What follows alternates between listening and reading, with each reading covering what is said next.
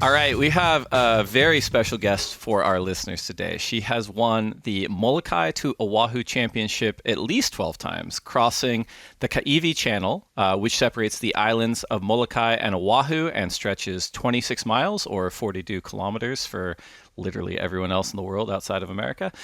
It also has the reputation as one of the world's most treacherous bodies of water on the planet. She's done this both by herself and also with her paddling team, Team Bradley, with whom she holds the world record time of 5 hours, 22 minutes, and 5 seconds, taken in 2008.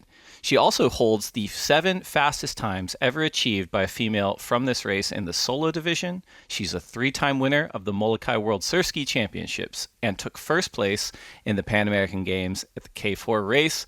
In 2004, she represented Team USA in the Olympics in Greece with semifinal finishes in both the women's K2 and K4 divisions of the 500-meter race. We have Maui's Lauren Spalding on the lineup today. Lauren, this is really exciting for us. Thank you so much for joining us. Wow, thanks. That was impressive that you where'd you dig all that information up from? Hey, we've got really good producers, and I'm going to pat myself on the back. I don't think I screwed up many of the words. So that's kind of a rarity for I have me. Little dogs spazzing out in the background. No problem. They're all welcome on the podcast. We've got little dogs. But Lauren, thank you so much. Little bit of a scene set. Where are we talking to you from today? My kitchen table or dining room table. Beautiful. And is that at home on Maui? Yep, at home on Maui, Kula Maui, upcountry. So beautiful, beautiful. And we were joking a little bit before we recorded, but you've got a special guest with you today. Yeah, a former lineup guest. Yeah, Kimmy's right here. Come say hi.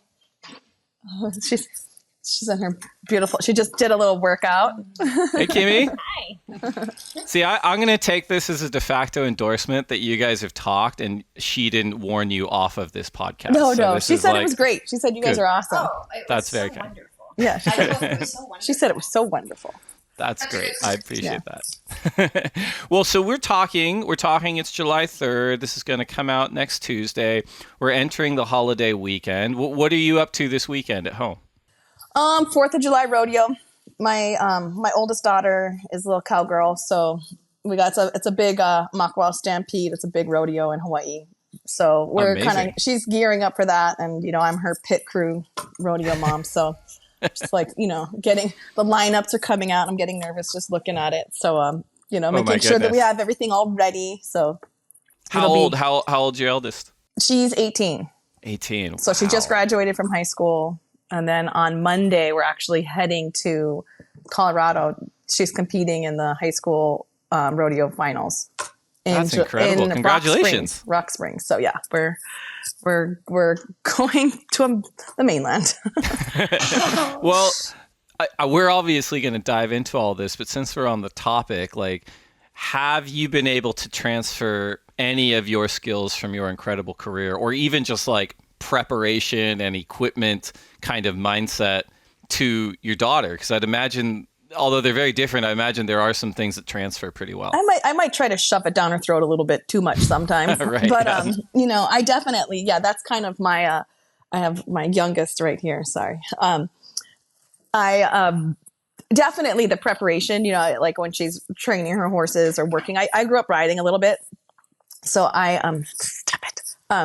I definitely am you got to put the work in, even if there's times you're not motivated, and it's not like there's a ton of coaches in rodeo. She's definitely has had some amazing support from some great, aunties and uncles, but it's not like a team sport where it's you got to show up at practice it's right. it's very self-motivated, and you're kind of obligated to your animals, but so yeah, definitely I'm you got to go do this, and she's like, oh, you're crazy, but just I think an 18-year-old thing. It started as a 14-year-old thing, but it's progressively.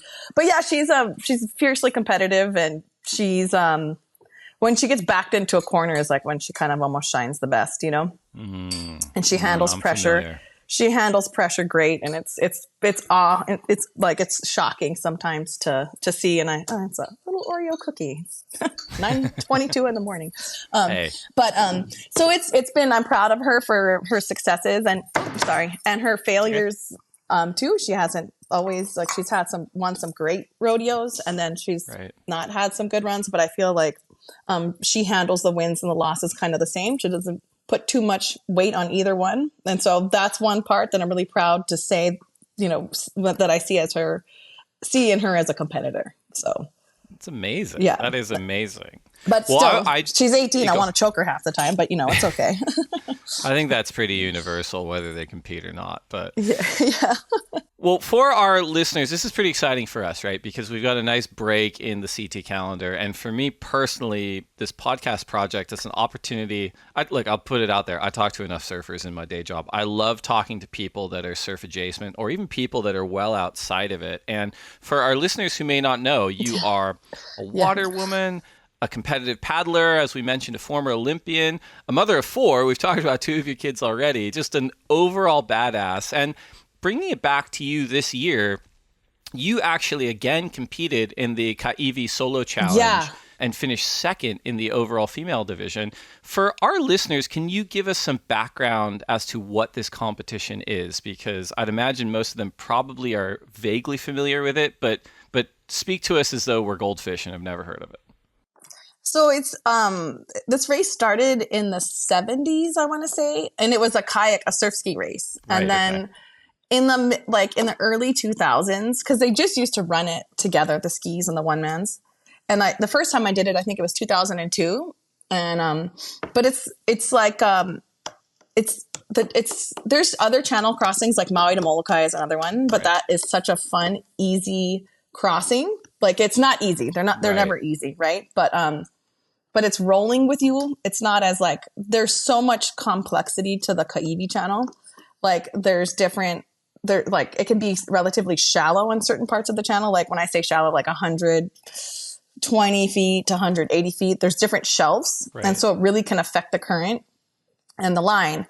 And so it's like 30 miles between Maui and Molokai. The closest point is 8 miles, and between Lanai, it's the Pailolo is relatively a closer channel, right? It's like you go across from Maui to Molokai and then you kind of go down the coast. Right. But Kaiwi, you're going legitimately from the west end of Molokai straight to Oahu. So it's a larger crossing, and it's not fast. Right. It's a grind. And you're even on a good day, you're going to hit the wall, and it's going to be this year in particular is one of the windiest years we've had. The tide wasn't terrible, but it was smoking. And the first part of the race, we were all so excited with how windy it was. We're like, oh, but then, like I said the day before, I'm like, it doesn't matter. This channel could still just chew you up, there's no easy way out of it, or around it. So now it's just an individual. So they separated the race, and now it's a one man. They have the one man world championships, which is held in early May. It's a PA'a Paddling Association, or Polynesian Paddling Association, whatever. But so they put it on, and I want to say, it was a larger group, and they started at about 11 o'clock just so people can fly in if they don't want to stay there on Molokai. They're trying to be sensitive to flights for people living on Molokai, and just being not taking up too much resources. But it's a pretty significant race. So it goes across and it finishes in Hawaii Kai Marina. But it's a brutal race. And Lindsay, her and I kind of went head to head on a bunch of races this year. I got her on a couple, she got me on a couple, and we fought for, the whole race. And then kind of the last hour, she kind of pulled south and I kind of went more north to the island. But at the finish, I could kind of see her. She was a little more conservative going through the bay, Moanalua Bay. I don't know if you guys are if there's surfers out there, China Walls. That's where you can kind of jump in and surf it. I rushed China Walls. I was like, I'm just going to go for it. So I rushed China Walls. I kind of moved. There's a little coral head. I just kind of surfed to the left of it.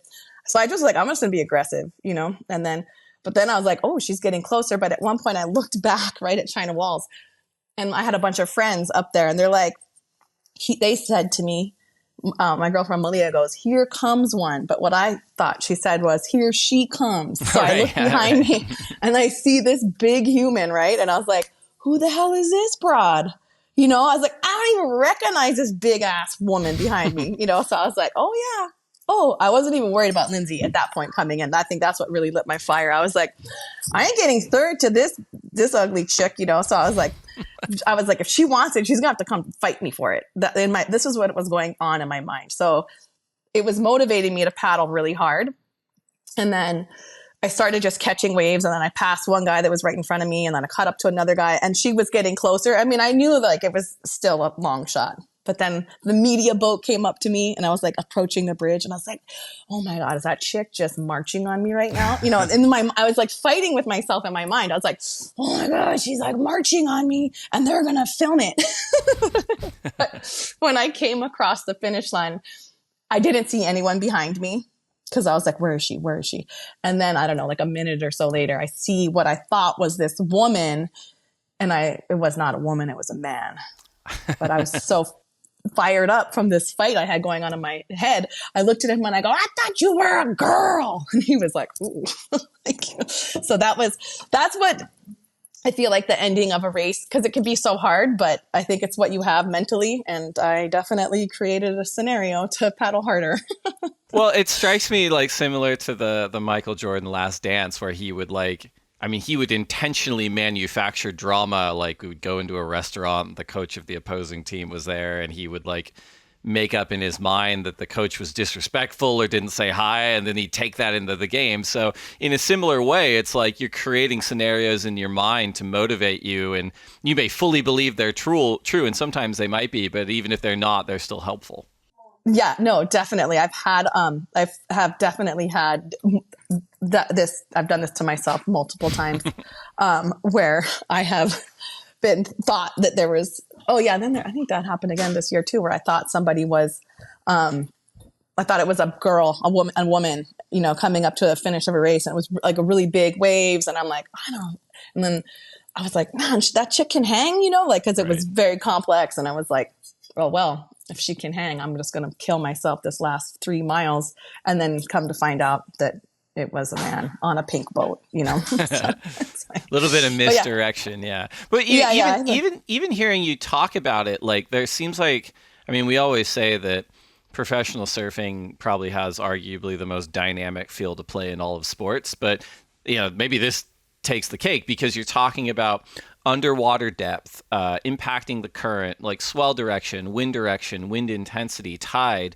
And the moon has a huge pull on it too. Right. And so, and I'd imagine that, like, explain this to me, like, because I'd imagine that you and your competitors can choose to take different routes within like certain guardrails, right? You can choose to take this track or that track, as you've kind of been explaining.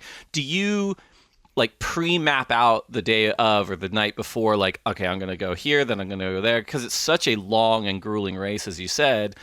Do you try to stick to a game plan? I'm not going to lie. I look at the tide calendar right when it comes out, and I go right to May, whatever May is, and I'm like, what's the tide? Right. You know, and I'm sure that a ton of paddlers do that. And then I like start obsessing. I start checking Wind Guru like a week and a half. Like now it'll give you a projection for 2 weeks. So I start the minute I can like see the projected forecast. I'm like, stock the shit out of Wind Guru. Like once the solo's over, I'm like so happy to not look at Wind Guru for, you know, I would check it every hour. It's like embarrassing with how much I would obsess on it, you know, and like, because I've done this crossing so many times, and a majority of the times I've done this race, it's been awful. Right. And like my first few crossings were good. And I was like, oh, and then they started getting bad, like where there was no wind. And you're like, what? And it's a totally different race. Right. When it's glassy, you're just out there counting to 15. 1, 2, 3, 4. Right. Oh, and your brain, you know, it's just like repetitively. I don't even need to count to 15 anymore. I just know in the back of my mind that it's 15.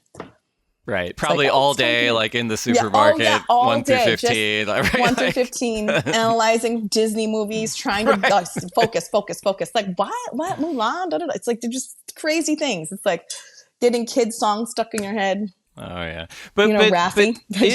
I'm well familiar. but like, So are you ever in a race and you're looking at your competitors or looking at the lines they're taking or the tracks they're taking and thinking like, oh, that's the wrong thing to do? Or does everyone kind of stick to almost the identical Oh no, yeah, tack? it's totally like there's times where I'm like, okay, I'm moving. Right. Like there was a race I did on Oahu this year, and it was big, and I was like kind of dreading it because it was going. You go around Makapu, and Makapu Right. is like it's big, it's nasty, and it's like it really is coming at you from all angles, and it's slapping off the rocky shoreline, and it's coming right back at you this way. Right. So it's like it's treacherous water, and it can be uncomfortable, and especially we have a ton of 6-man races that go from Kailua Beach because of COVID. It shut down the Navahine and the Molokai Ihoi. So our distance season for 6-man it's severely impacted it. So now our race courses are kind of like from Kailua to Waikiki or Kailua to Sand Island.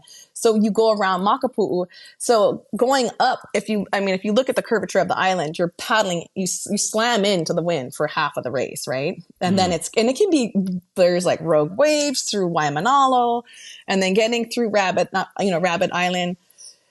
And then going around Makapu, if your boat's not rigged right, it hurts because you don't want to huli in a 6-man. If you huli in a 1-man, you get it over, you get going again. But if you huli in a 6-man, it's a big deal, and it can it's a make or break type of thing. So you're doing everything to not huli. So it's like you're paddling uncomfortably around this area. And in a 1-man, I was kind of dreading it, but it moved great. In a 1-man, it's so much easier to kind of like go with the surf, like no matter which way it's pushing you, you can go. If it's coming off the rocks, you can easily get movement with it going that way. Right. And let's talk about equipment. I'm glad you brought that up too, because obviously in surfing at the level that the CT surfers compete at, like sometimes they'll bring 20 boards to an event of all different shapes and sizes for different conditions. Yeah. And then sometimes I've heard at the very elite level, their team managers are like, I will not let them bring 10 boards down to the beach because they get paralyzed by the options. So I just bring them 2. In your sport, do you have multiple surf skis or multiple canoes rigged and ready to go? And is it like a day of decision, or is it more or less one kind of approach? One kind of. For a 1-man, like if it was gonna be like dead flat and I knew it, I might tell Kai like because he's I use Kai Bartlett's boats, Kai Va'a canoes, right? And we were married before, and we're friends. And in my opinion, I think he makes the best boats. Especially for surfing. Like that's his background. He grew up surfing Kailua, and he was a surfer first. And then he got into canoe paddling because he injured his knee, but initially he was like, oh, it's so nice. There's not a crowd. I can do a downwind run and surf these big waves for 3 hours and not have to worry about getting dropped in on. So he really, he's just, I think he's a great canoe builder. But now he's just designing now and having the boats made in China, and the China boats are strong, right? Right. You don't have to worry about getting, taking a wave.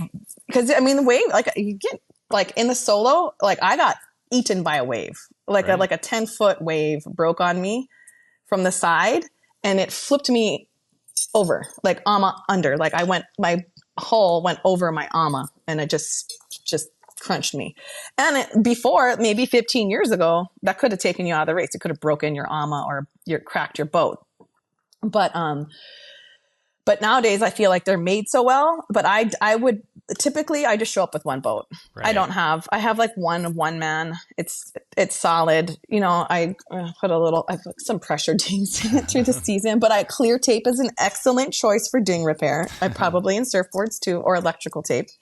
But yeah, and typically people just show up with one boat. Right. Right. Well, yeah, I was going to ask, have you ever had an instance where you have broken your equipment, it's taken you out of the race? No, I had an instance where I showed up with the wrong piece of equipment. Right. Before a race. And then it was like, somebody was helping me grab my stuff, and they just grabbed this ama, and I get to the race, and it's like, oh, that's not even my ama. It was like a 2-man ama to a whole different type of boat. I'm like, that's not going to work. And the race starts in an hour and a half. And I was like, I'm like, I did. And then so Kai actually had an extra boat. He's like, haha, you got to use this one. But again, it was a Pailolo crossing. And that's such a fun, typically every year. It's great. Like this year, it was a tiny bit of flat the last maybe mile, but it was still great. I was going to ask if you ended up doing the race because, as you said, it sounds like you love this and you enjoy it, but it is so grueling. I wonder if you turn up and they're like, you're out, and you're like, it's a little bit like when the dentist is like, oh, we got to reschedule. You're like, oh, good, okay, I have to go to the dentist. Well, there was a race this year, Kai's race. It was a day, so it was a Maliko race. It was super short, like easy. And then the next day was the Kaiwi relay, and I was like, one of the girls that was staying with me, one of the young girls, she's like, had forgotten her seat. And I was maybe a tiny hungover too. So I was like, I don't care. I don't need to do this race. I'm racing tomorrow. Like I do this run all the time. And so I was just not going to do the race. And my girlfriend, Kaya's like, just go get the seat off that extra boat and do the race. If you win, there's a small cash prize. I was like, shit, what the hell, I'll do it. So I just jumped on the water last minute and did it. But yeah, there's like, Wait, did you win the cash prize?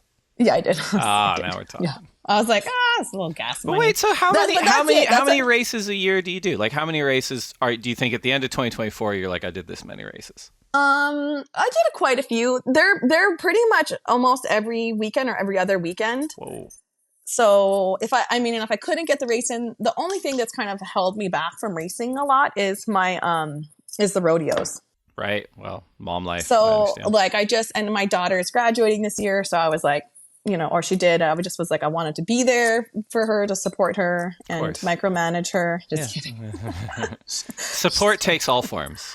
It really does. Well, it just and then my sidekick here, she is in lead line, and so I had to, I had to be there for those. But on the weekends that I knew that I had rodeo, I would just do a really long paddle, like on a Thursday or a Friday.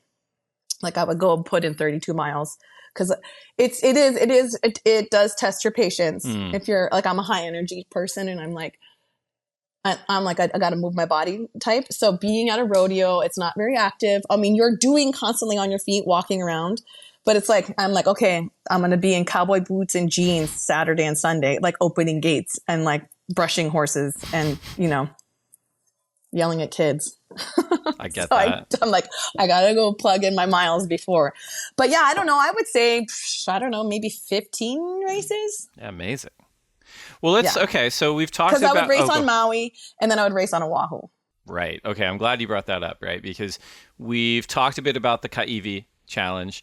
It is different, and I think you referenced it already, from the Molokai to Oahu challenge, which is something that big wave pioneer Dave Kalama has called the Mount Everest of canoe racing and Hawaii Super Bowl. It's a race that you've won at least 12 times. Talk to us about the differences and just even the differences in preparation between these races. Well, I think because I've been doing it since 2002, people, like, you see people come into this sport and they'll train and they'll kill themselves for like 4 or 5 years and then they're out, they're done. They burn themselves out on it. And for me, there's been years where I will crack it hard, like I train super hard. Then there's years where I'm like, I'm not really into it, but I'm still going to do it.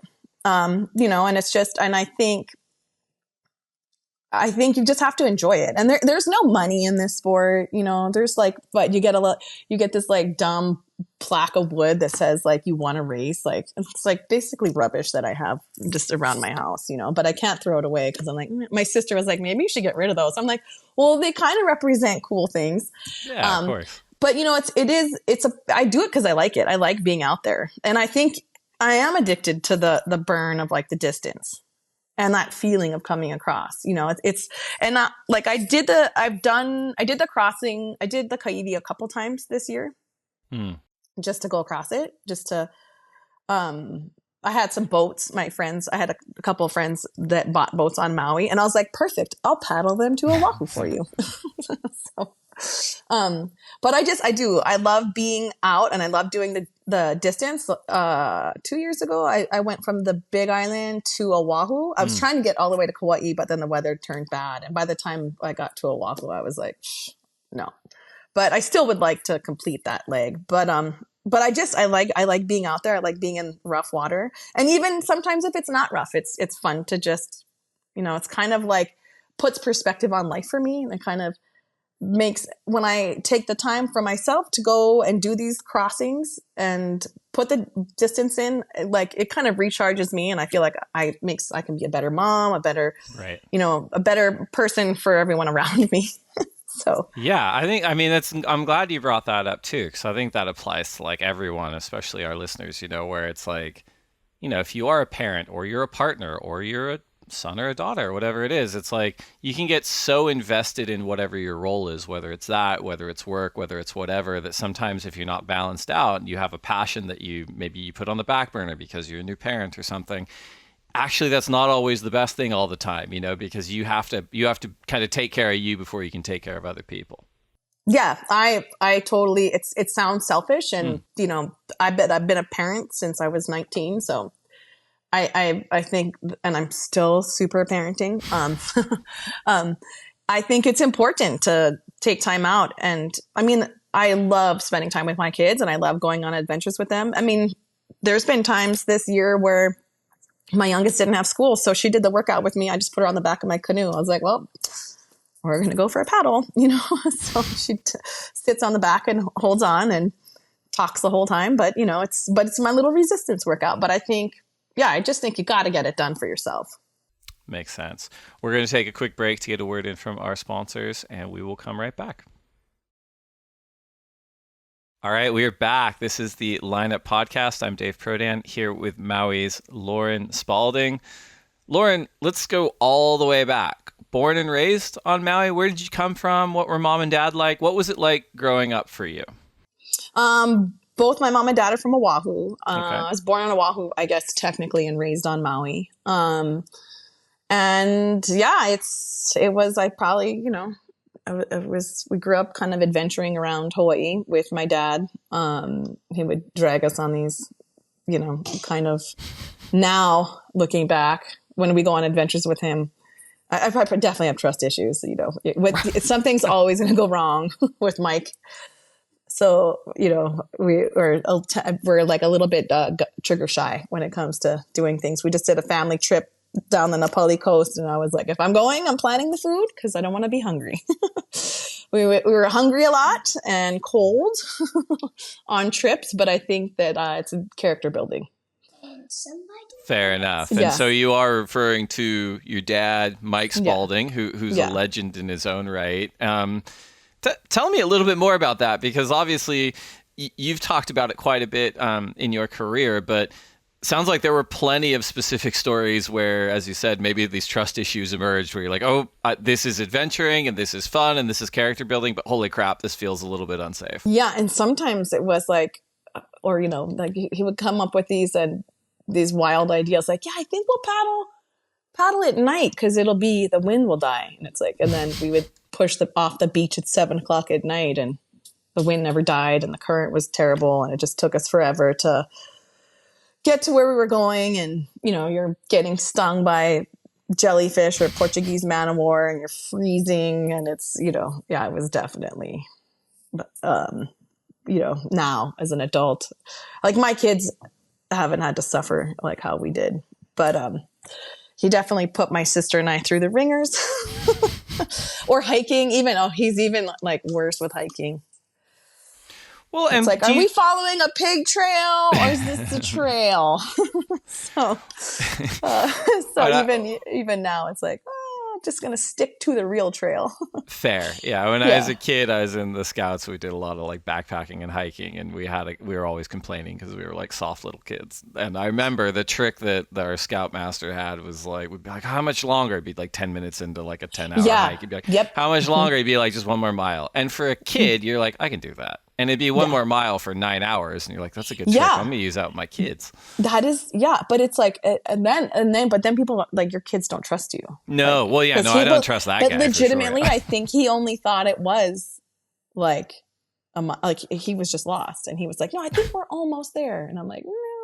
Well, what drove your dad to like want to adventure like that? And I mean, I think, yeah. I don't know what, I mean, he does not sit still ever. Like he's always like on the move. Like even now he's like 76 years old and he swims every morning. He's biking, you know, he does like, you know, he paddles. He's not a very good paddler, but he does it, you know. But he doesn't really sit still. He's itchy, you know, he's like planning trips always.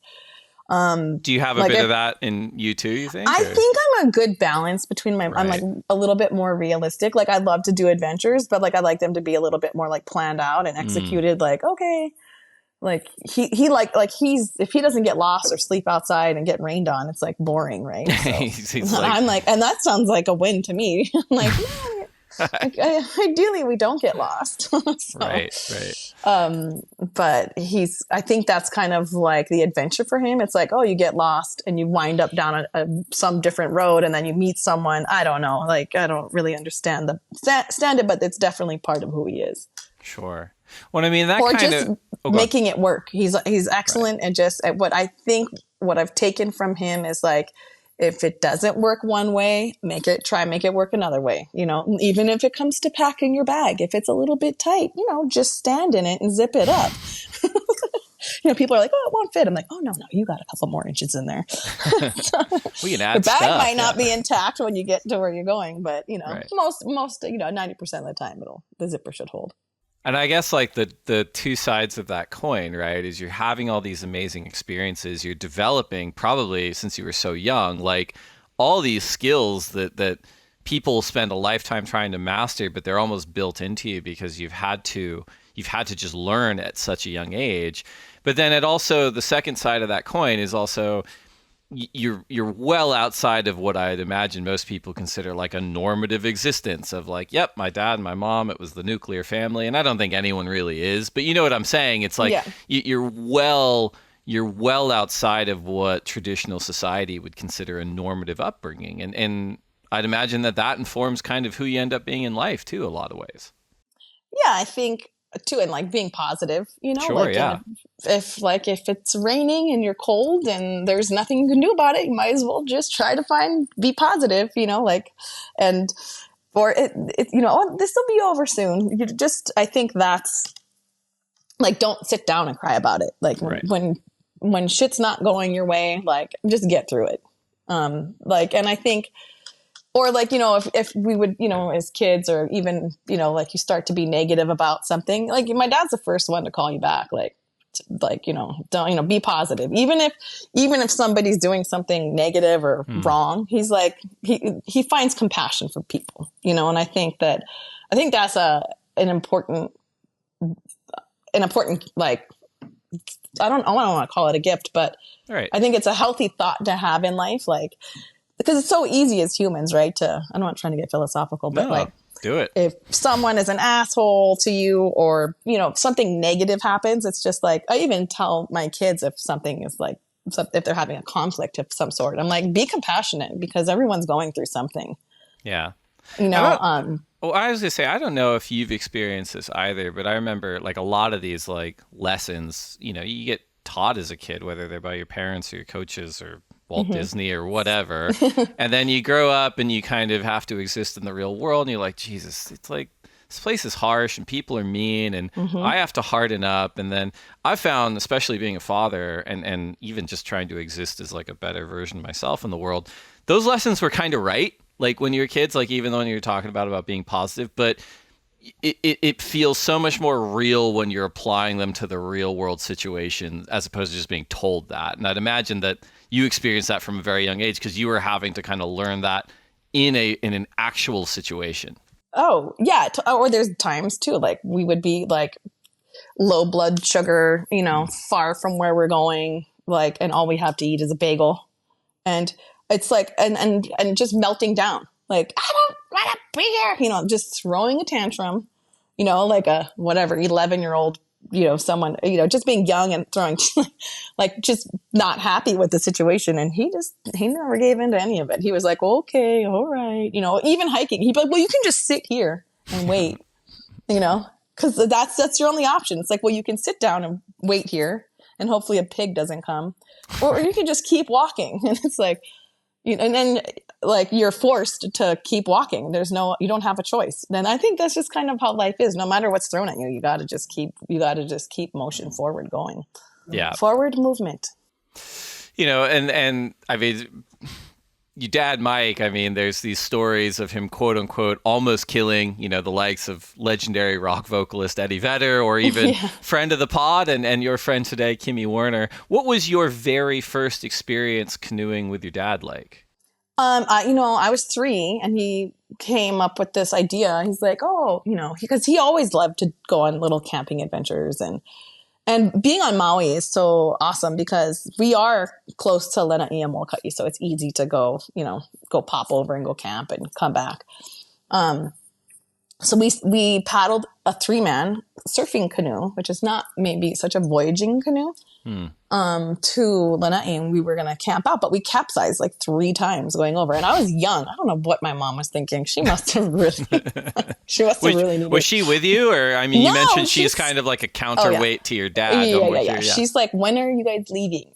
She's like, get him out of here. She's kind of a homebody. She's happiest like at home in her garden. Right. Like she's just like, that's always been kind of her jam.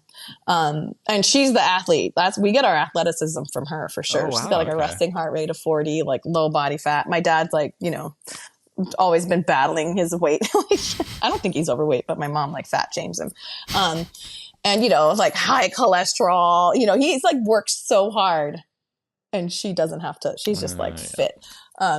But she likes her breaks. So I'm sure. So on this paddle, like she'd let her 3-year-old go, whatever. I guess she thought it was going to be calm, but that channel can be rough. Like any channel, like there can be a little bit of side wind or chop. So we capsized like 3 times, but I still have vivid memories sitting on the paddles. Like they put me on the paddles because they're a little bit floaty. And I was sitting on the paddles, looking underwater, watching things sink like a camera. I specifically remember this camera like just spiraling down like shink. And I was like, the camera's supposed to do that. Things. And then I think that was a lesson. So then he started tying things in to the boat. Okay. So if you huli or capsize, at least it's not gonna float away. But yeah, so that was like one of my first memories of going on adventures with him. But even my mom said, like when I was just like a couple weeks old, or not even a couple weeks old, we lived on the North Shore on Oahu, and he had taken me on a beach walk, and he was like rinsing me off in the water.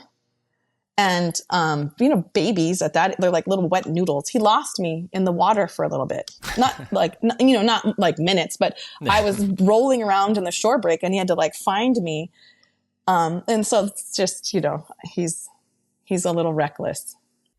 It sounds like it's a good balance, though, between him and your mom. Yeah. And I mean, with that kind of upbringing, and I mean, part of it, too, like you had like a diverse array of experiences and you kind of got to find what things interested you growing up. But it sounds like the path that you ended up taking and achieving as much as you had in your disciplines, it was there from the beginning. Did you ever consider any other kind of career path for yourself? I know I didn't even, I still don't even consider, I don't even consider paddling really a career, but right. I love it. I mean, it's just, but yeah, I got so hooked onto paddling. I remember when I started racing, I think I was like 12 when I started paddling at Hawaiian Canoe Club, but I couldn't get enough of it, But I did. I started from when I was like 9 and going on these trips with my dad and my Uncle Jeff. And we would just do these crazy paddle sailing trips. And we didn't have an engine and we didn't have a cooler. And we would just paddle everywhere or sail. You would just pray for wind. That was like, but sometimes there was no wind and you just had to paddle.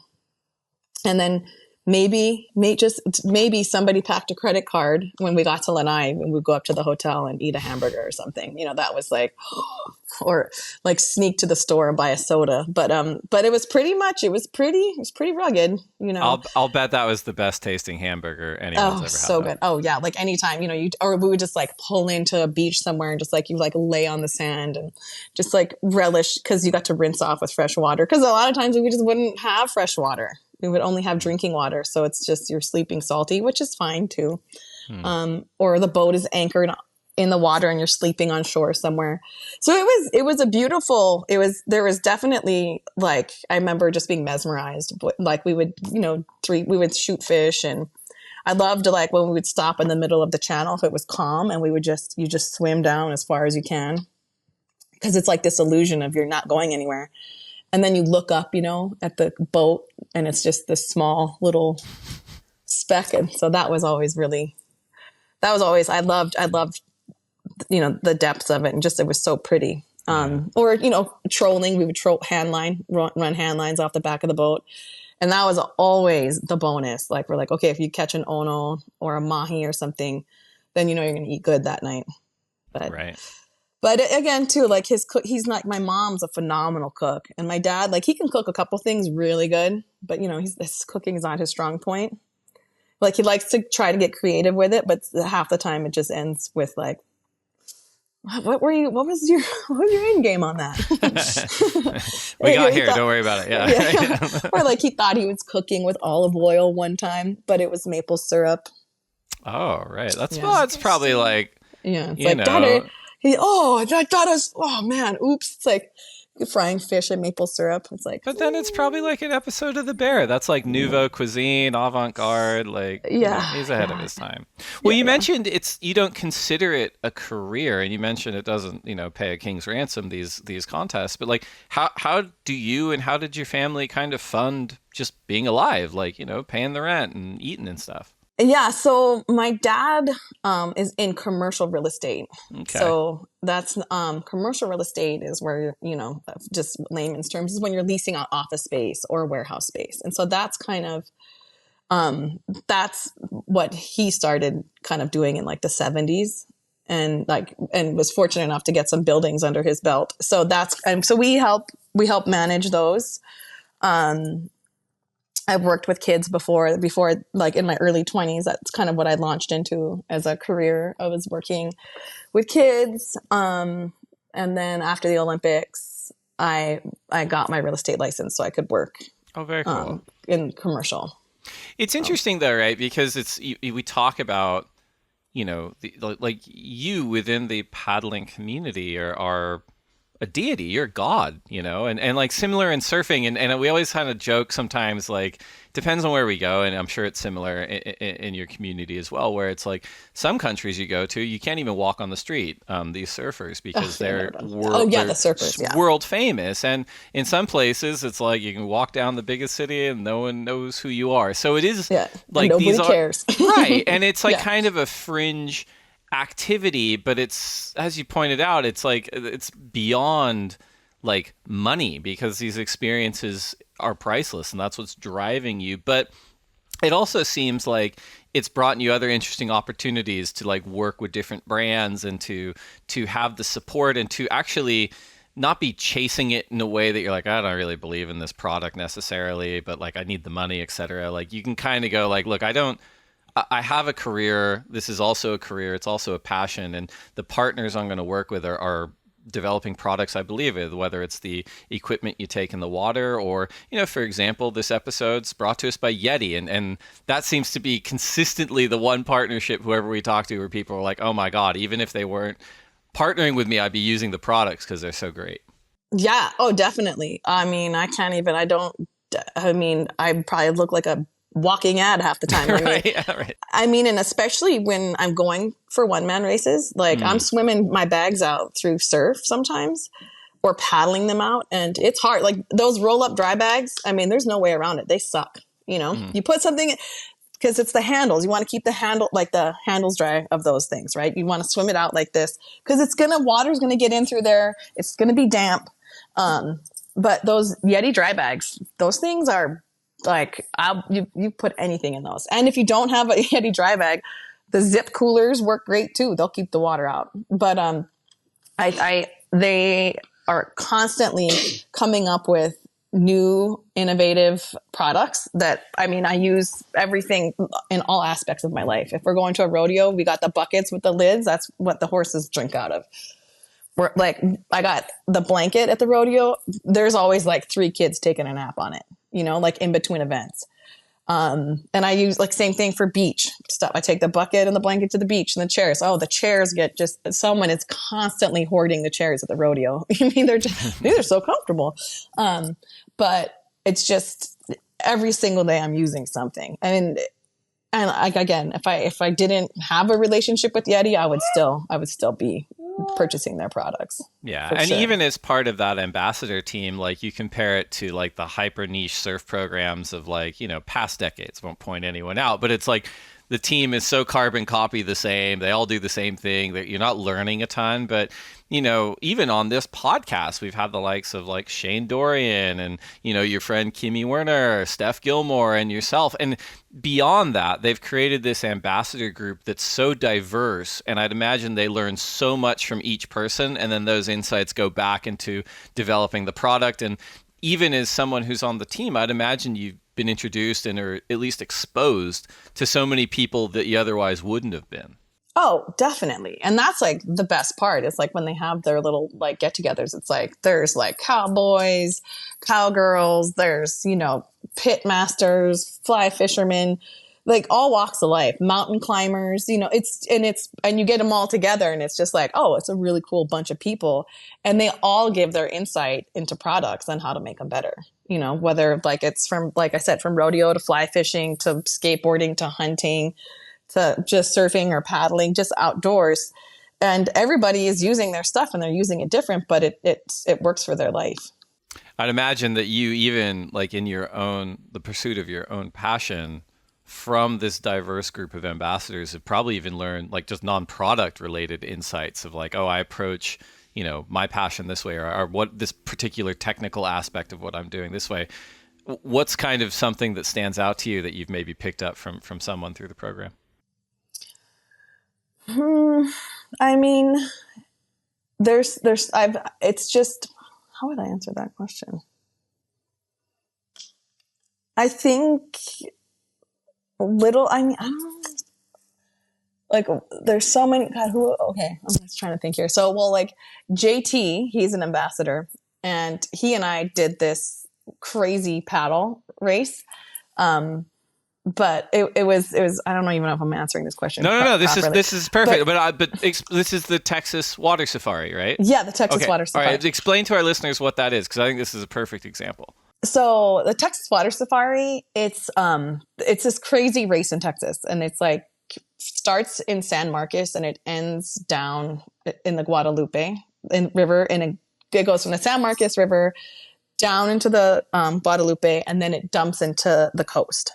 Rockport. I'm thinking something. It's down. You paddle basically from like almost from Austin down to the coast, and but it's like 270 miles, and it's nonstop. Like some people stop and nap, but there's like I don't know how many. There's so many people. They all like line up in this little tiny spring in San Marcos. And then just go. And there's like portages and it's crazy. There's people like in metal kayaks, like it looks like bathtubs or like stand up boards, like you name it. It's like, if it floats, they're in it. And they're like, and some of these people are in shape and some of them are not. They're just like off the couch, crazy Texans. And so JT was like, oh, let's do this race. And I was like, sure. Okay, great. But it was getting to know JT, like he's not some crazy paddler. Like I wouldn't even really I wouldn't even really consider him a crazy athlete. But what I learned about him is like his attitude and like how positive and how like he was fierce. Like if you just meet JT, you're like, oh, he's like this nice dad and he's a fly fisherman and he plays music, and he, he lives this like quiet life. And then like halfway through the race, I was like, oh, he's crazy. Like he was like, we gotta win, like I was like, whoo. And he didn't let up at all. Like we chased that 270 miles with very little rep. Like we didn't, like when we were stopping, it was just to like refill our waters, like get a sandwich or something, eat a hamburger. But he was like his mental strength and his, like, he's very talented. Like even we had a go-kart race one time, a bunch of YETI ambassadors. And so, and it was like on a NASCAR track, like on the side, and they were like 45-mile-an-hour go-karts. Like it was Right. legitimate. Like it was terrifying. If JT doesn't like go out and get second, he's like in his little fly fishing rubber boots, you know, like he just looks like all like hunky dory. Like he doesn't look aggressive, but he's fierce, man. And he did not, you know, and that's, I'm hope I'm answering your question, but yeah, No, this like is perfect. Yeah. and he's, you know, he's a family man. He's a man of his word. And, you know, he's old school, and it's cool to see that. I feel like, you know, he's like his like little mission statement is like, be a good human, do the right thing, be a man, you know, don't like, there's a lot of soft people out there, I think nowadays. And he definitely is not one. I love that story. We're going to take one more quick break to get a word in from our sponsors. And when we come back, we're going to talk about the Olympics and answer some listener questions. We'll be right back.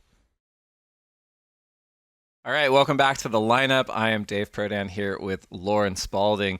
Lauren, this is a perfect transition because we ended with your conversation about JT Van Zandt. And in an episode from the Drifting podcast, you know, you talked a little bit about the Olympics, and you warned that when it comes to the Olympic years, it really starts to get political. And now this is launching, it's going to come out on July 9th. We're a few weeks out from the Summer Olympics, and it's been 20 years since your Olympic appearance. Can you talk to us just a little bit about that whole process? Because I'd imagine that growing up the way you did, and you've shared so many beautiful stories about that, I mean, was the Olympics even on your radar as a kid? How did this all come together?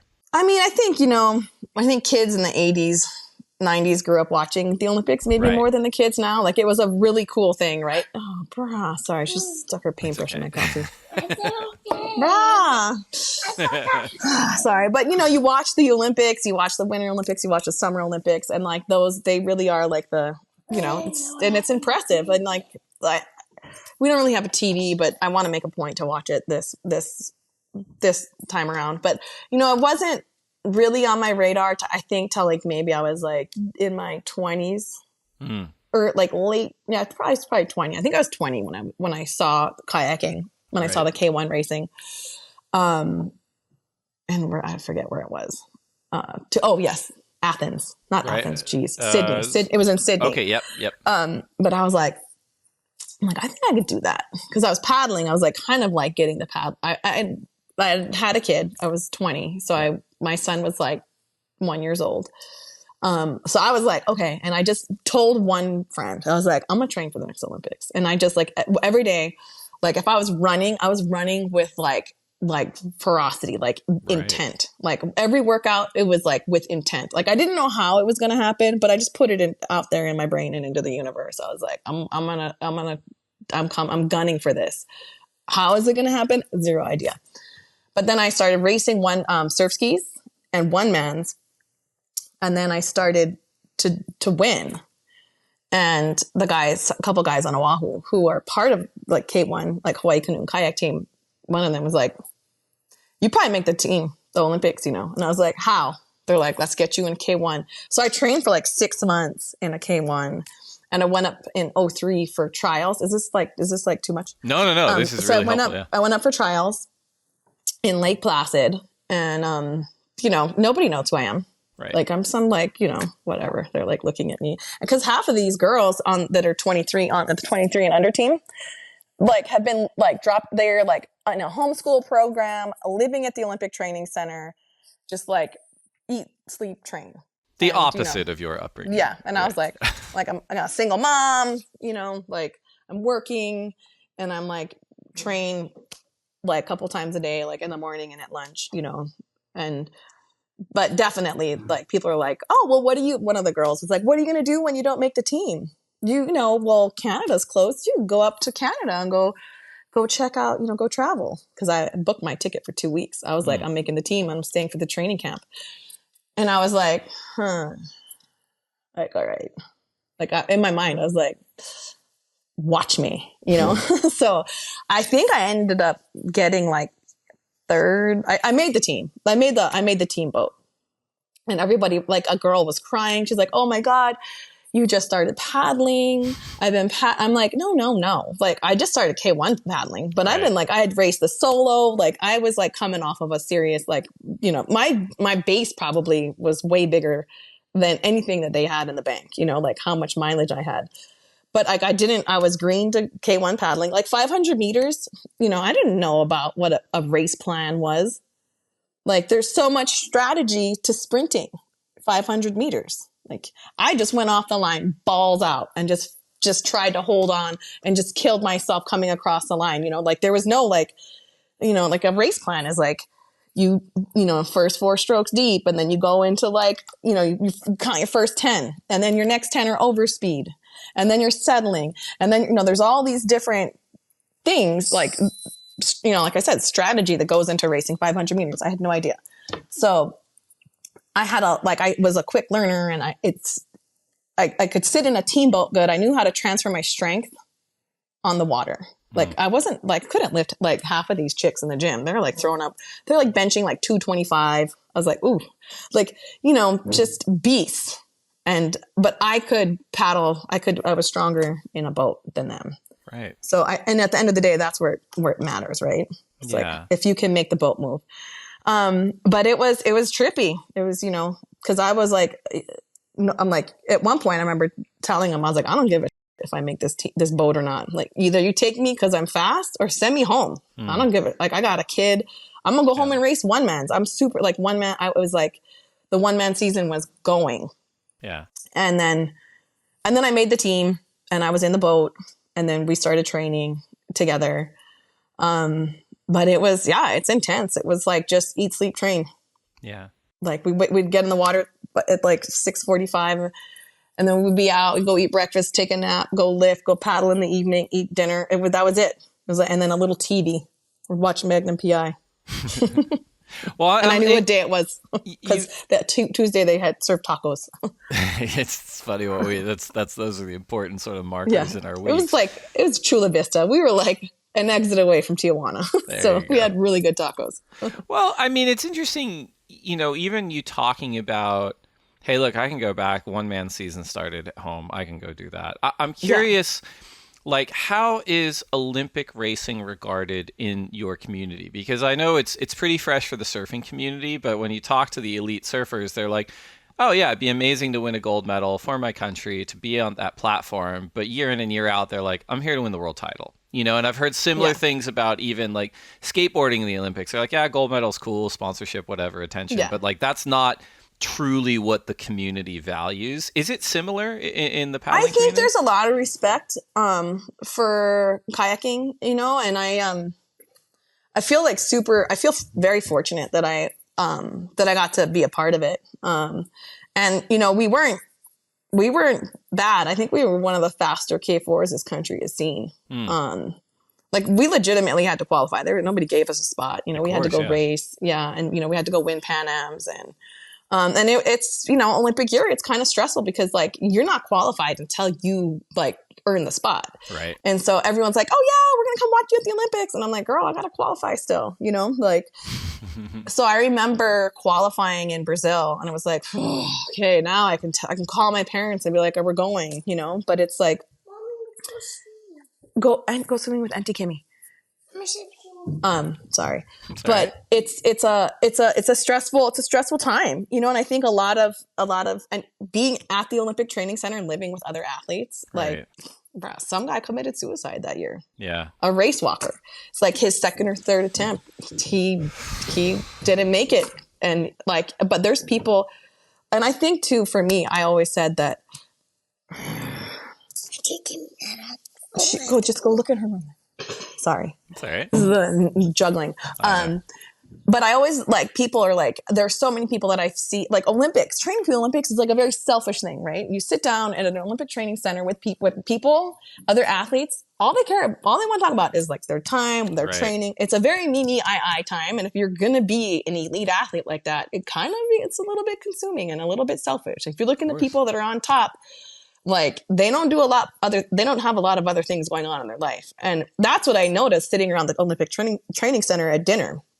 That's when everybody kind of comes together. That's like your social hour, right? You can like sit around and talk. But that I was like, I'm rounded. Like I got way more stuff going on than just this. Like I can surf. I like to dive. I canoe sail. Like I have a lot of things that kind of make me tick. And you sit down, you ask these other people, like, what do you do for fun besides lift, run, and swim?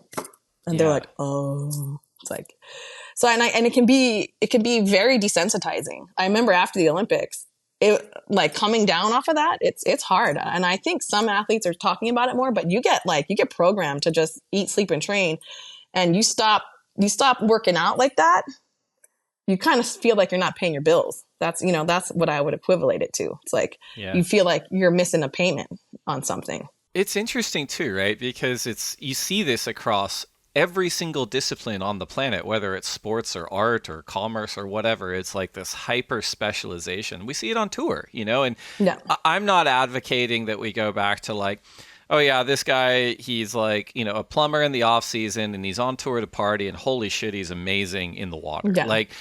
But I think there's an element, and I like you're kind of getting at this too, of like, it means more to the world and to the fans where it's relatable in a way where you're like, oh, that's a normal human being that does superhuman stuff. That's really cool, as opposed to like someone took a fetus and trained it in a lab to do this one thing, and I'm being hyperbolic to prove a point. But it's amazing where it's like you're testing the limits of human potential, but you're like, at some point, you're like, is that really a human existence? I don't know, and it sounds like you saw that almost firsthand. Yeah, and then sometimes it's like, oh, well, this person. And I'm like, did you get to meet this person or that person at the Olympics? I'm like, what? I don't really give a about like people unless you're cool. Like be a good person. Like I don't care like if you're like the number one da da da or this person or some kind of celebrity. Like, are you a good person? Are you genuine? I feel like there's more weight on that. Like, yes, I respect you. There's people that, of course, they're probably, badass in something, but maybe a little bit, don't have all the, I think it's good. I think what I'm trying to say is it's good to be rounded and don't let just one thing define you. Like the Olympics is cool, but that ain't the only chapter in my book. And losing is just as important as winning. Of course. You know what I mean? It's just like, you're going to have failures and you're going to have success, and like, don't put too much weight on either one, and really remember why you're doing what you're doing. Like you're doing it because like, and I want to say 90% of the people are paying to do, like if you're entering up in something, you're doing it because it's making you tick, Yeah, no, totally. And I mean, as you pointed out, like it is making you tick. And I think, as you've said before, like despite the challenges of going through that process, your parents were there. They got to see you in the Olympics. And I think you've told the story of getting out of the kayak and just seeing them. That must have been just a huge highlight in and of itself. Yeah. Or just like, I remember walking in at opening ceremonies, and like, because my parents, like, they're like, we got the tickets, and, I didn't go to college, and, had a kid at 19, probably not the ideal thing, but what you envision for your teenager. So I did feel like a little bit like, growing up, like I might have kind of been a little bit of a disappointment, but I've definitely have always kind of ran to my own rhythm. But seeing my parents in the opening ceremonies, like we walked around and it was exhausting, just to be there. And it's like like we left at 6:00 in the evening on the buses to go to the opening ceremony. We didn't get home till like 2:00 in the morning. It's like, that's how long that event was. And like, it was brutal. But I remember walking out with my coach where, and I'm like, I don't know, my parents are like one of these like thousands of people up in this, whatever, the stadium. And my coach goes, oh, look, Lauren. And then I looked up, and then there's my mom like jumping up and down, like waving her arms, like, Lauren. She was like so excited. And then I kind of cried, I was like, all right, it was cool to see my parents. And I was like, okay. And like, I wouldn't be, I think, and a huge part of my success is my family. Yeah. Like I would like attribute that to the support that I have. Even now still, I'm like, hey, I'm going to go do a long paddle. Can you help me with the kids? Or like, yeah, go for it. Or my sister, my sister's been helping me from day one with the kids, and now she's got her own kids, and it's fun to, be on a family compound where we're raising our kids and we're all together. But, it's a huge support network for sure.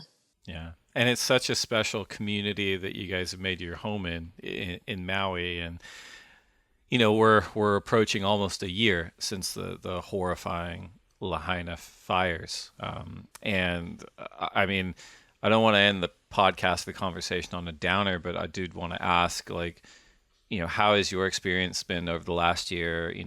How is the community holding up? And then for our listeners who want to support, is there anything they can do to continue the I don't even want to say recovery, because some things are not recoverable, but yeah, anything they can do to support. I think, it was a tragedy for everyone on Maui, and it definitely, it rocked. I want to say it probably, it rocked the world a little bit. But, I think it's a resilient community, and everyone has come together so beautifully, and the support, I think it's going to be a day by day thing, moment to moment. But, I'm optimistic that, they'll rebuild it even better, and it's gonna come through. And there's some great community leaders and organizers that are, really handling it. So I have total faith that it will come back, and, like you said, it'll never be the same, but, I think there's potential for it to, it's going to come back for sure. Yeah. Well, before you go, we did put out some feelers for questions from the Instagram community at thelineuppod.com. We got a ton back, but we've whittled them down to three for you. I'm looking at the list. If you have another 4 hours, we can easily go through them all, but we're going to go through these three. First one is from Matthew Ryan Hallman, who asks, what is the biggest mental difference between charging on a canoe versus a surfboard? I guess, a surfboard, if you don't make the drop, you're going to eat it, or you're going to get worked. On a canoe, I think both. I think it's commitment. It's like, if you're going, you got to commit. But yeah, canoe paddling, I think comes down to just being positive too. I think being positive and committing, and it should work out. Fair enough. Second question is from @right.fam, who asks, what is your favorite song to listen to before competing? I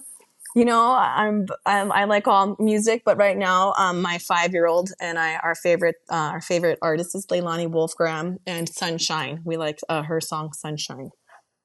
I love that. It is funny how like kid music is sometimes for parents really good. Awesome. I'm like, oh my god, this is amazing. She's like a local. I think she's a local Hawaii girl. Yeah. And she's got killer reggae. Leilani Wolfgram, awesome. Sunshine. That's like our favorite song. We get in the car. She's like, so yeah. And I'll get certain songs stuck in my head. Like, what I had this song for like 32 miles. What is it? Baby daddy juicy something. I don't know. It was like that. Right. Back that ass up. I'm like, oh my God, it was a little aggressive for a 4-hour paddle. I didn't even want to think about that.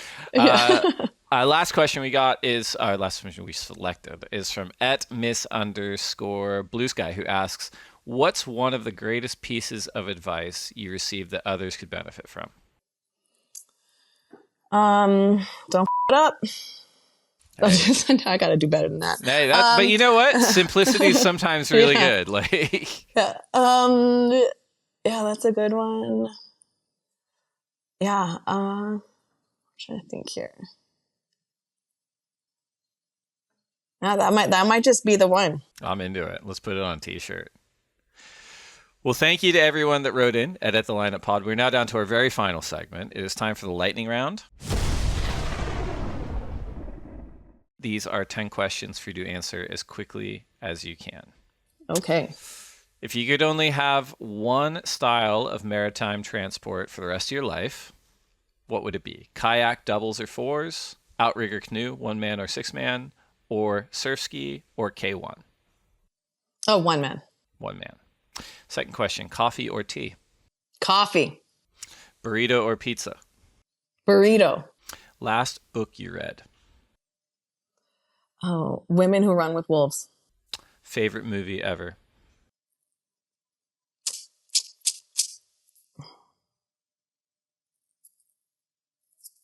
Oh, what is that? Into the Deep. Geez, where am I? The What is? diving movie. Yeah, no, that's amazing. What It's is like in the 80s. one race you never have to do again? Or I should say one paddle. One, I never have to do again.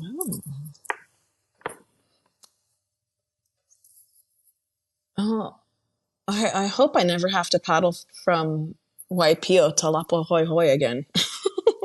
There you Upwind. go. Good answer. Yeah. If you can only do one paddle, only one for the rest of your life, what would it be? I guess Maliko. Best person to share a canoe with?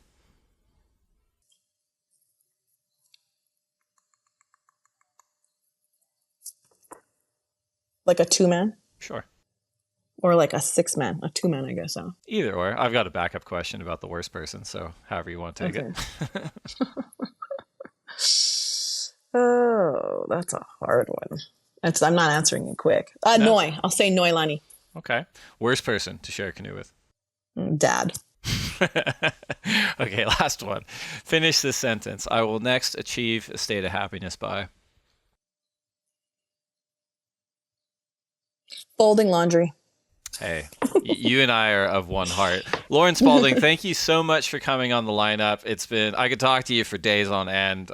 So inspired by you both in and out of the water. And yeah, geez, appreciate you for taking the time. Thank you so much for having me. That was awesome. Hopefully I didn't bore you guys. Never, never, never.